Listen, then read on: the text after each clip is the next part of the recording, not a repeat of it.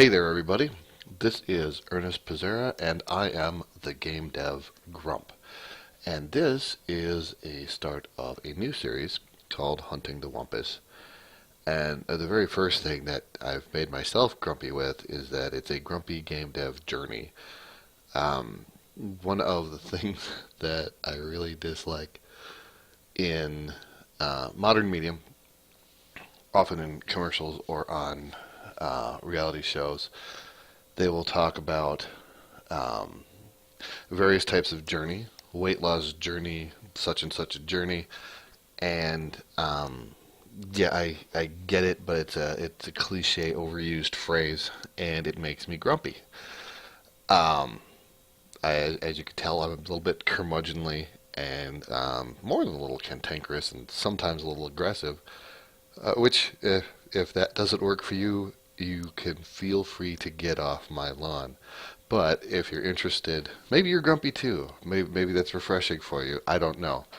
So anyway, uh, why am I grumpy?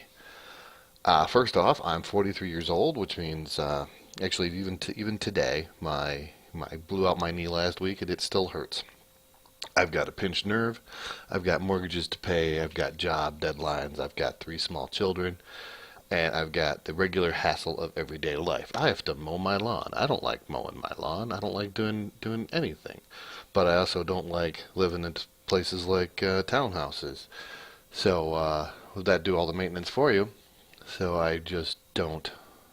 Uh, it's less hassle for me to mow my lawn than it is to live someplace where I don't have to mow a lawn. Um, oh, the second one, game development. When I was 13, my dad bought us a computer, and instead of buying us any games, said, "Here's the book on how to code it, and you should learn that." And I did, and I learned in uh, TS-80 Color Computer 2 Basic, and that's how I learned to code. But now, you can go a variety of places, and everything's here make games. You can be a game developer. And while that's true, you are you are one of a legion of game developers, and so the idea that you're going to take your game dev knowledge and apply it in the game dev field and be successful is increasingly small because of how many you are at it. So that made me grumpy. And okay, I'm a lead developer at my job. That's not quite my title. That's a different level of grumpiness. It's actually senior engineer. I don't like being told what to do or how to do things, and guys, they're putting an asterisk there because it's not always true that I don't like that. Um, or it's I'm less tolerant of it when it's somebody don't who has not earned respect and demonstrated that they are a subject matter expert in what they're presenting for me to do. Don't be a hey, here's here's this one white paper or thing that I read, and don't be a what's a dilettante? I believe the word is dilettante. Um, could be wrong with that word. The one where I pretend to know something. Let's look that up, shall we? I think we totally should. This is one of the things I do.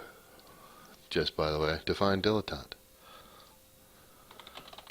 Dile, dilettante. Yeah, dilettante. Person who cultivates area of interest such as that without real commitment or knowledge. Yeah, that guy.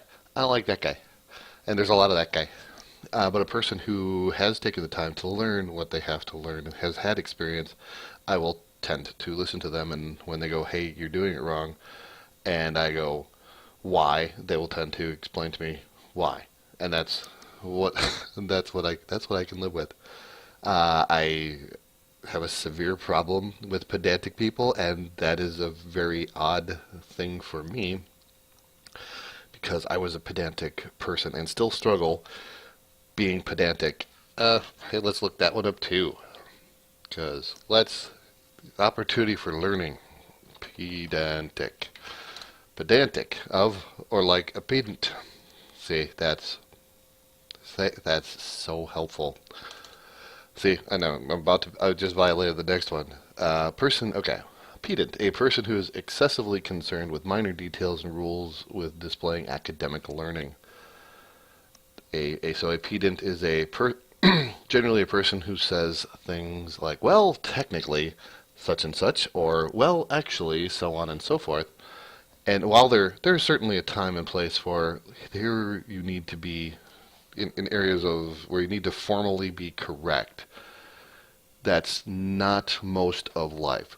Most of life, things have to be good enough. And in that good enough, just barely good enough is usually enough. Passive-aggressive people. I was just passive-aggressive a moment ago. Um, there's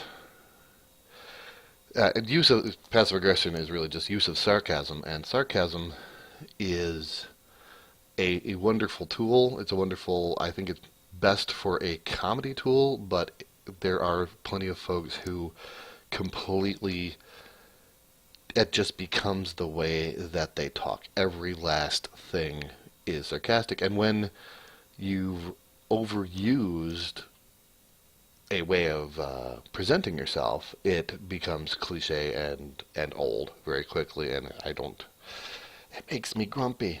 And then the last one on my list is entitled people, and here I'm just going to define that as a person who feels that the world, and more specifically, that I owe them something just because they exist. And this is actually one of the biggest problems I have. And it makes me grumpy. So as far as hey, why am I grumpy? There's plenty here. Up and out of sequence, episode 1, the quest manifests itself. So this is called Hunt the Wumpus, or Hunting the Wumpus. So why do I still want to do game dev? I don't work as a game developer, and so why should you listen to me? I'm not here to help you become a game developer. That is the truth. What I am here to do. I'm probably never going to be a game developer because I just don't want to work that much and get paid that little at the same time. What I am interested in doing is mentoring and apprenticing people who will carry on the things that I do. And I've defined my profession as a software catalyst, and we'll look that one up too. It looks like we're going to have a big look it up day. Define catalyst. A substance that increases the rate of a chemical reaction without itself undergoing any permanent chemical change. I don't know about permanent, and that's a chemistry. It's a chemistry term, but basically it's something that helps another something get done better. And software is the thing that I help get done better, hopefully without being consumed in the process, but I don't think that's really the case. My philosophy is the best way, and I put a star there, best ways. We're going to go best way that I've found. When I say there's a best way of doing something, it's the best way that I've found. I'm not saying that the better way doesn't exist for you.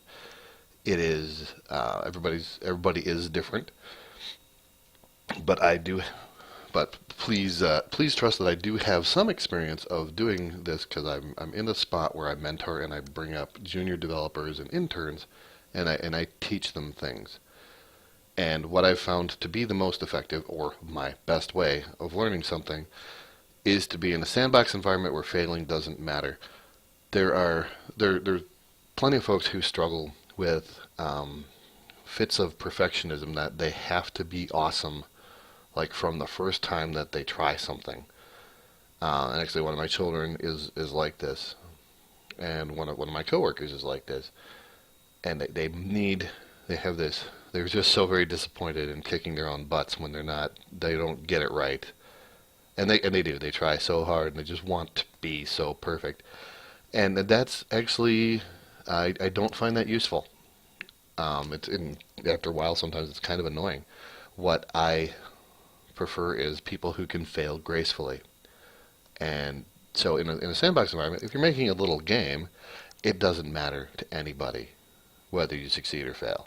There's no pressure on you, and so there's nothing to build up cortisol in your brain about. It's just we're playing, we're building a sandcastle, and who cares?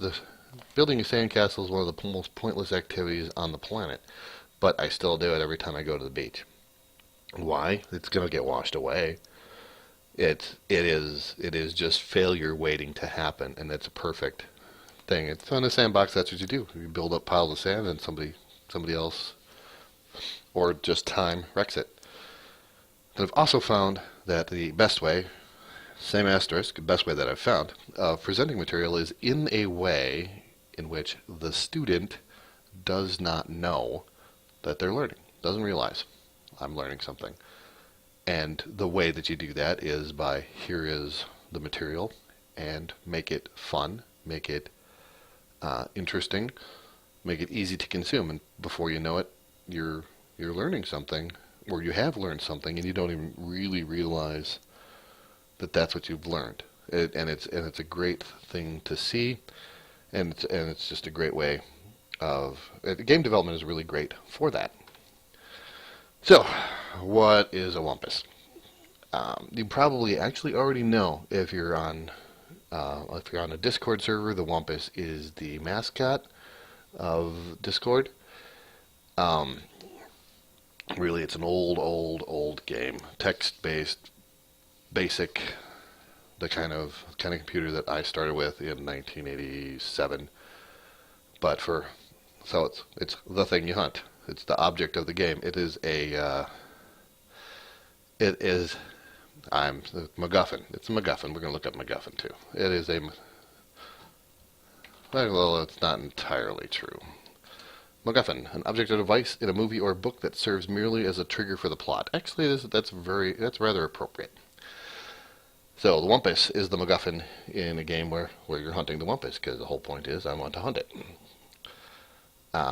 What I'm looking for, and I've gone through a lot of tools and a lot of game frameworks and a lot of other things, is I'm looking for a good set of tools that will make my game development less grumpy. And that probably bears some explaining, and here you go. So, what things would make me not grumpy, or less? We'll go with less grumpy, because I'm still going to be pretty grumpy. I have my list here. I would like things for it to be cross-platform, but I put it in quotes because I don't have to have a build once and run on every platform kind of thing. I don't need that. If I have that, that's cool. Just the fact that I can, for each additional platform, I'm a little bit happier. I operate on Windows or on the web, so so that's what it is. I prefer to have it cross-platform. What I must have is the ability to save and load the state of the game easily, or in a way that I'm okay with, to local storage. It could be a file, it could be whatever. Needs to have local storage. The text input there a while back during my joy of functional GameDev time. I need to be able to input text, because sometimes I have to sign into things, and in that text input it must be able to support foreign characters, foreign keyboards, and all of the text that exists in the world, because I don't know that I don't need it, and that's the thing, and that is an absolute must-have. I must be able to input text in a way that works worldwide. My next one, I must have a real debugger. Fortunately, most things now do have it. I must be able to step through my code. Really, that is what real debugging is to me. And I must be able to set a breakpoint and step and examine values when it's broken. I must have that. I prefer strongly typed languages. That's for languages. I prefer a strongly typed language. I can deal with a weakly typed language like your JavaScript or Lua, but it's one of those things where it's a turnoff to take down those guardrails. And the reason being, and it's especially in an environment for learning weakly typed languages, you can staple anything to anything, and when you do that, you are automatically whatever discipline you have, whatever structure you have to have brought yourself. And that's fine if you're an experienced person. If you are not experienced, then you don't have any, and you will eventually learn all of the ways in which you'll get yourself into trouble. But so a strongly typed language is really more like a set of training wheels to go, okay, I should really be structured and organized about this. For web communication, I must be able to call to a web API for things like achievements or high scores or something that I must have. And then database connection, I don't care if it's to a SQLite database. It's not absolutely necessary. It's just a thing I'd like to have. So there we are. This is Hunting the Wumpus, and that's the end of the intro. This is what I'm doing. Stand by. I'm going to attempt to release these once a week. If this is the kind of thing you like, please like and subscribe. And you just keep on being grumpy, if being grumpy is your thing, because that's what I'm about to go do. And I'll talk to you later.